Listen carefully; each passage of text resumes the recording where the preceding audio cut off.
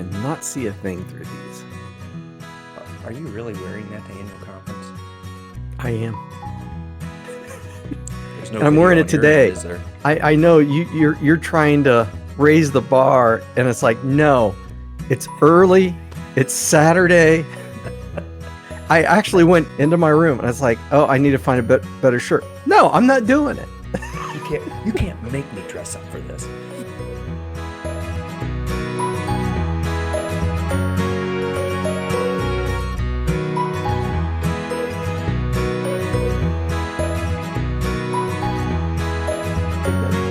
All right, good morning. This is Pondering Psalm. We're pondering Psalm 89 together. David Mullins.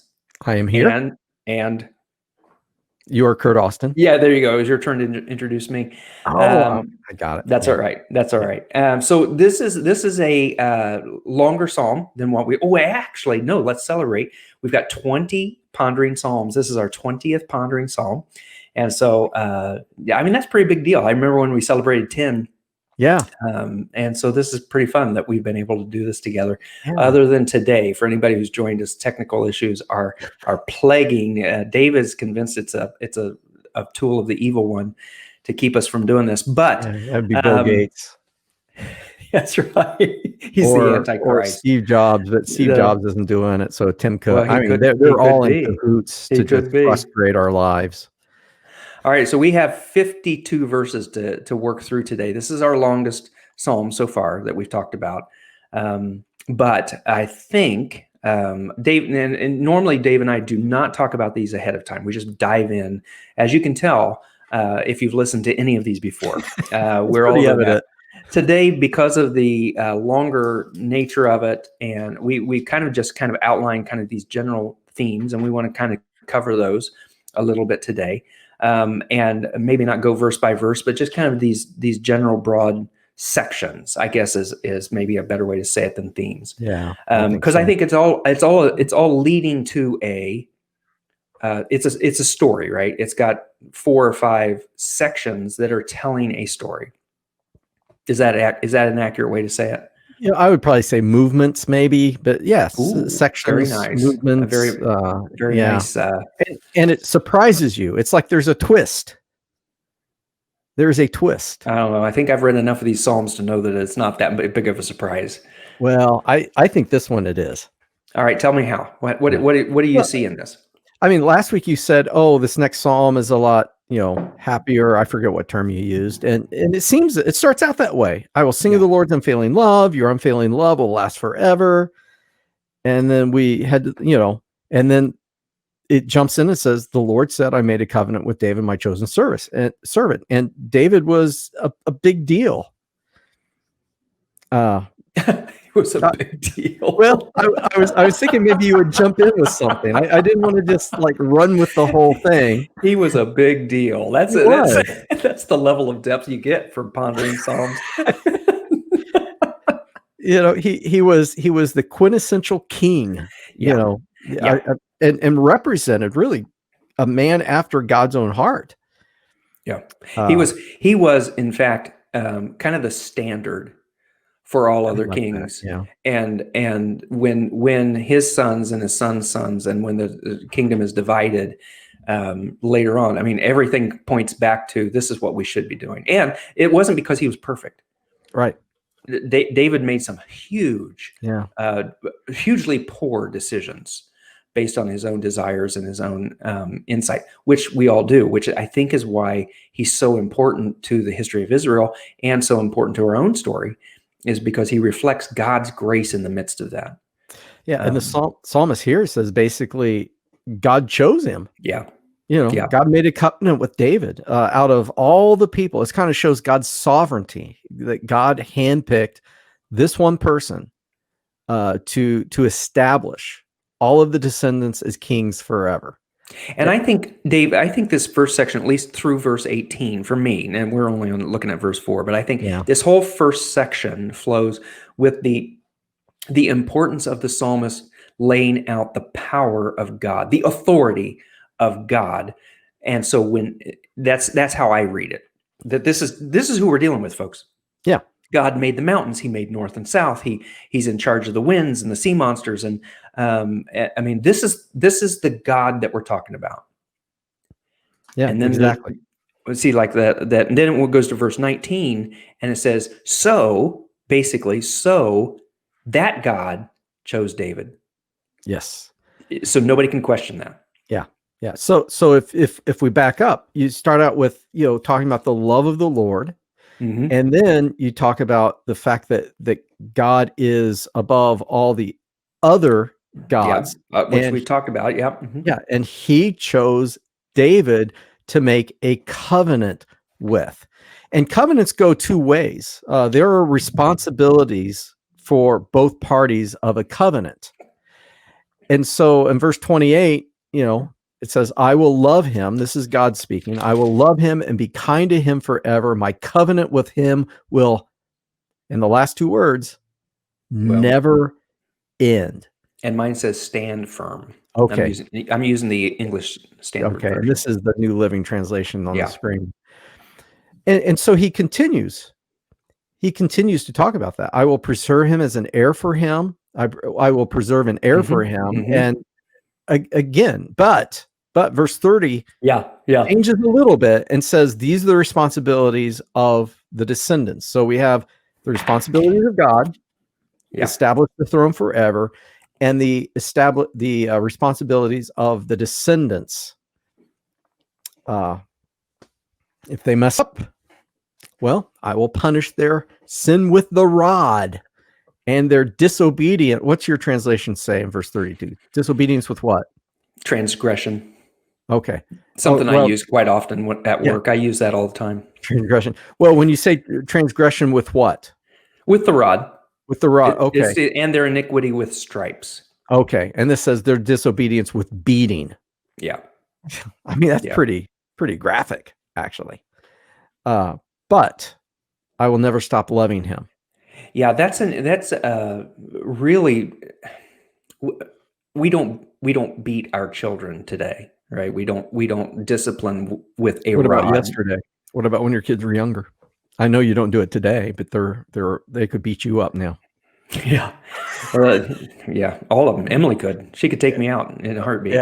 Yeah. But no, parenting has changed. It has, even in our generation. My dad once said, his father was semi-abusive to him. Okay. Then dad said, and I've been too hard on you guys, but I wasn't as bad as my dad. Our kids have it good. Well, and he said, I'm hoping, and I loved this about my dad's statement, I'm hoping that you are a better father to your kids than I was to you. Yeah. But so certainly time has changed, but we get the imagery here of what God is saying, right? Definite. Severe punishment for those who walk away from this agreement. Yeah. But even though, I mean, what he's getting at is even though the descendants break the covenant, God said, I will not break my covenant. Right. And so that's the thing. So basically it's like, it doesn't matter what we do. You're going to punish us and all this, but you will not turn away from David. His dynasty will go on forever. 33, I want to just point this out. In the English Standard Version, I really like it better. But I will not remove him from my steadfast love or be false to my faithfulness. Yeah. I like that. Yes. And that's really the key. Yeah. That even when we are faithless, in fact, Paul says this in I believe in Timothy, even when we are faithless, he is still faithful because he cannot deny himself. That's right. It's at the very essence of his character, of the character of God, is his faithfulness. And we see that in Jesus. Jesus came because of God's faithfulness, because we had messed up beyond belief. And we could not do it. And Romans 5 talks about when we were weak at the right time, God sent Jesus to die for the ungodly. So it's when we were unable to do it for ourselves, God took it on himself to make things right, to justify us through Jesus. Uh, so anyway, it's a long psalm, and we really can't dwell on any part too much. And so, verse 38 is really where the pivot comes in. Yeah. I mean, a big pivot. Yep. But now you And have rejected him and cast him off. now here's the question: this is the writer talking to God, right? About David? I no. I would say no. All right. What's your who's talking to whom about whom? I believe it's a psalmist talking to God, but I think he's probably, and again, scholars are divided. But when I read this, there was a time in Israel's history where things really went off the rails. Assyria had lost power. Babylon came in. They started replacing the kings with those that were kind of more sympathetic, or not sympathetic, but would basically, Babylon set up the kings. Okay. So it's kind of like they're still Jews, they're still part of the descendants, but yet I think one of them is named like Jehoiakim or Jehoiachin, something like that. Yeah, a lot of the names were similar there for a while. They're very similar, but he served like 1 month. And so it was almost like a revolver for a while. So that's one place it could have been. You mean a revolving door? Revolving door, yeah. A revolver. Well, actually, yeah, because they would just do them off too.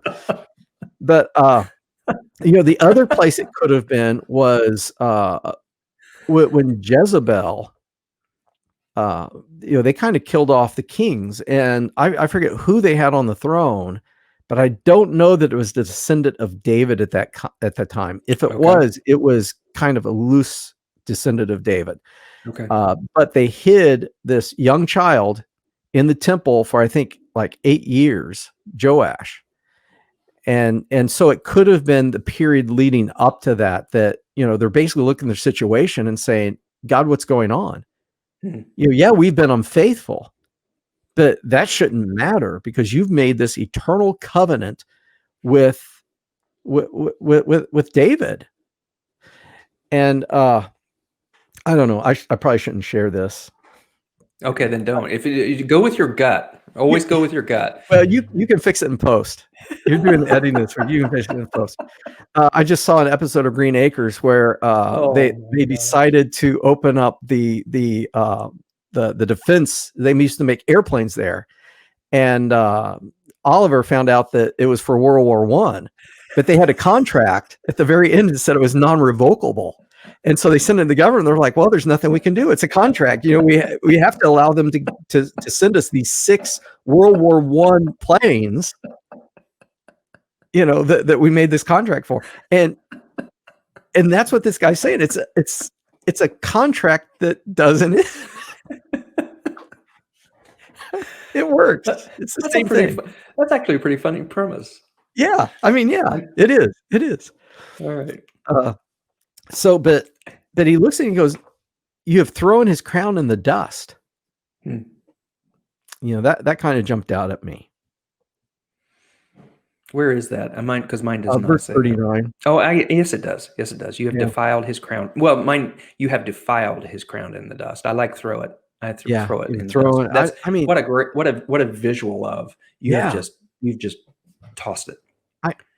The anger and confusion of this psalmist comes out, I think, through this section. And it goes down through verse 45. Yeah. And it's amazing because this is surprising.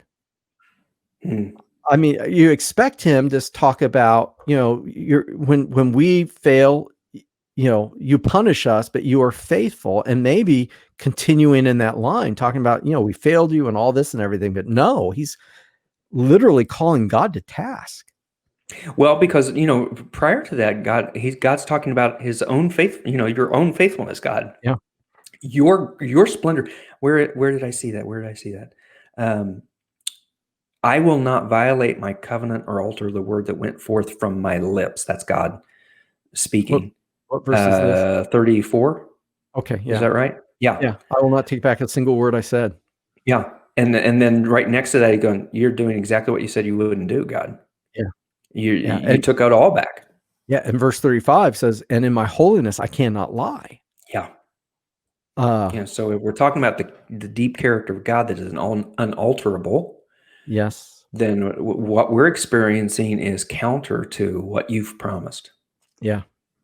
Yeah. I mean, and you go through this, he's become a joke to his neighbors. Yeah. Oh gosh. I mean, just the passion. Right here, you've made his sword useless, refused to help Mhm. him in battle. You have ended his splendor, overturned his throne. That makes sense with you. You were talking about hiding the child king. Yeah. You've cut short the days of his youth Mm. and Yeah. covered him with shame, right? I mean, what king hides in the closet? Yeah. Well, I don't know if they actually knew this was happening. No, Uh, let's pretend it was. It makes a much better story. well, but here's the thing. I don't think he would have been writing about that because I don't know he would have known about it. Unless he Uh, wrote about it after the fact. well, but at that point, you wouldn't have any reason to write this because then Joash is on the throne and you're Oh, celebrating because he's he's yeah. renewing Yeah. everything. Unless he was privy to the fact that who is this, Ethan someone? Ethan. Yeah, Yeah. those Ethan. Unless he knew this, and this was when, like you said, he actually is being hid. Yeah. And here's the psalmist basically saying, God, what's up with this? We're hiding this guy. All right, we've got 3 minutes left, unless I cut out the Green Acres story. Well, I think it works. I do too. I like it. So 3 minutes. What are you going to tell us, Dave? Well, and basically here's the lament. Again, it's just like all the other laments. Yeah. How long? Mhm. How long will this go on? Will you hide yourself forever? Will your anger burn like fire? And then he asks for God to remember how short human life is. Yeah. I think that's very powerful. I've actually got that starred and underlined. And in ESV, for what vanity you have created all of the children of man. That kind of takes you to the Ecclesiastes. All is vanity. It's like, what's the point? If you're going to use my life as a joke, it's not that long anyway. Yeah. Um, Well, and in some respect, it's almost like, what do you expect from us? yeah. Yeah, I'm not. remember. You're the Holy One. You're the one who made mountains. Yeah. You're the one who made north and south. You're the one who's in charge of all these things. What am I? Yeah. How am I supposed to do all of this? In verse 49, where is your steadfast love of old? I love that. Yeah. Um, You promised it to David, but yeah. Your enemies mock, O Lord, with which they mock the footsteps of your anointed. Just the footsteps, the imprint, the path that we're walking, and everybody's just mocking that.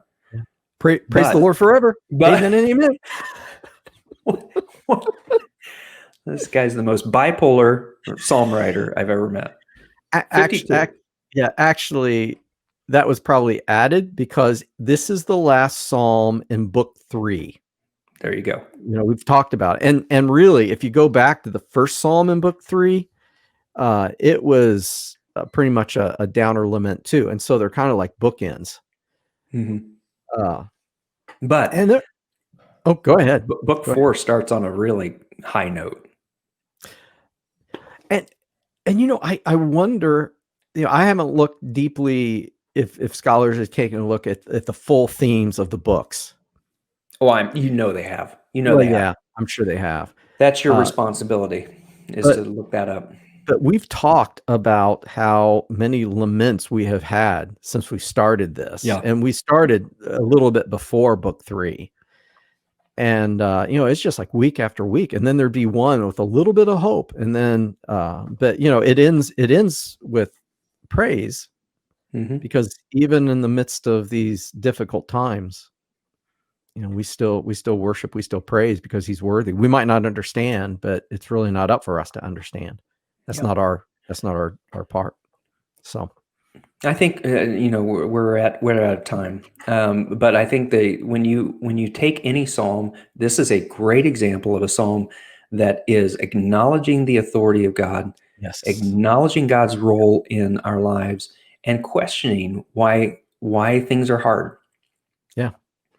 But also recognizing that God is faithful.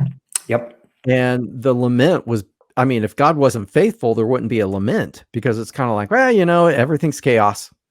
Yeah. What can you do? It is what it is. Yeah. It's kind of that thing. But it's like, no, God, we don't understand, because we know who you are, and we're looking at the situation, and this does not jive with who we know you to be. And I think that's not a bad prayer.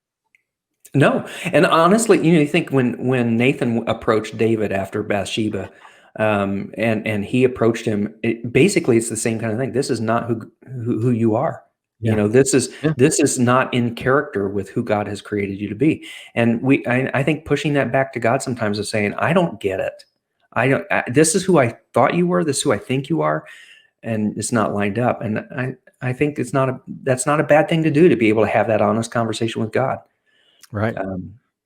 So we could go on and on about this, because this is a really good psalm. It really is. I like it a lot. Yeah. But we're out of time. So we're out of time. All right. So thank you, Curt. Thanks for your time. Thanks for working so hard, an hour trying to get the technology working, which is weird, because we've never had that sort of issue. But I'm glad be a day when we'll be in the same room and be able to just do this. Wouldn't that be cool? And do it just face to face.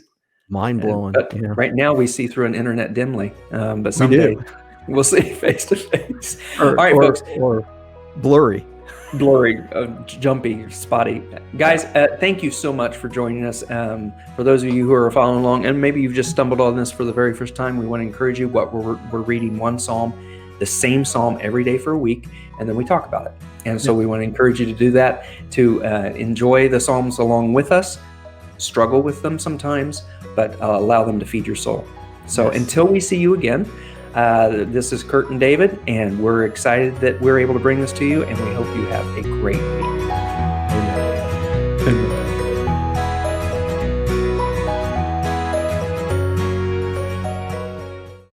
I will say that this 20 weeks before. This has stolen all the joy out of doing Pondering Psalms for me. So this is what did it. This was the final step. I can't do this anymore. 20 weeks though. 20 I weeks know. It was a good run. It was So okay, well, I guess we're ready. You look great. Now when you go back and watch this, when you're editing, you're going to say, you know what, maybe it was worth the time. Maybe it was worth the 57 minutes that we spent trying to get the video looking good. And it's a great background. Nurse. I mean, it's a woman's background, a little Japanese fan, and I work so hard to make a man's office, and then look where I end up. Embrace it. Embrace your feminine side. No, you're going to hate me, but I've got to go get my power cord now, because my Chromebook has 45 minutes left. Okay. That's fine. That's fine. Hey, it's good. It's all good. Oh, see, that's great. He's willing to work and work and work to get because that's his commitment to this show, to ponder. Well, not really the show. It's not really a show. It's an experience where we experience the Psalms together. Okay, location number 32, take one.